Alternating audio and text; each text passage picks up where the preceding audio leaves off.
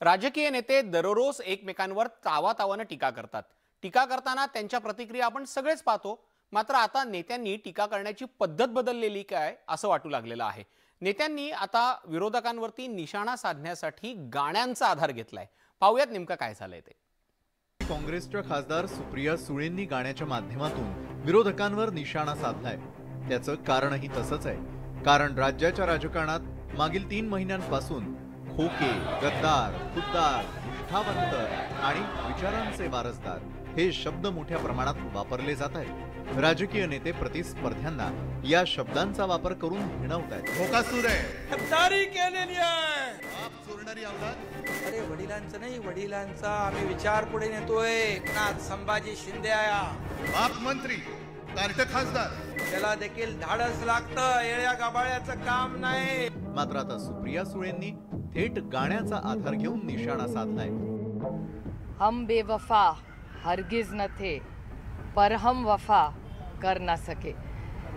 हे बीजेपीने जी एकनाथ शिंदेंवर वार पण केलाय हा असाच आहे। म्हणजे हा पूर्ण कट कारस्थान हे उद्धवजींच्या विरोधात आहेच, पण ह्याच्यात मला काळजी ही आत्ता तत्कालीन शिंदे गटाची वाटते।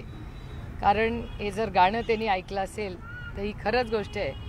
भारतीय जनता पक्षाने बेवफा आम्ही नाही आहोत, पण तुमच्यावर वफा पण नाही करू शकलो। सुप्रिया सुळे राष्ट्रवादी काँग्रेसच्या खासदार आहेत आणि त्यांना काळजी वाटतेय ती शिंदे गटाची। विरोधकांना सत्ताधाऱ्यांची काळजी वाटावी हे अजबच म्हणावं लागेल, पण तसं घडलंय यावर शिंदे गटानं दिलेलं उत्तर आता पाहूयात। सुप्रियाताई, मला पण एक गाणं आठवतंय, पर्दे में रहने दो, पर्दा ना उठाओ, पर्दा जो उठ जाए तो भेद खुल जाएगा। सुप्रियाताई, आमची काळजी करू नका, दादा आणि भाऊंची काळजी घ्या। अशीच एक घटना घडली होती पहाटे पहाटे।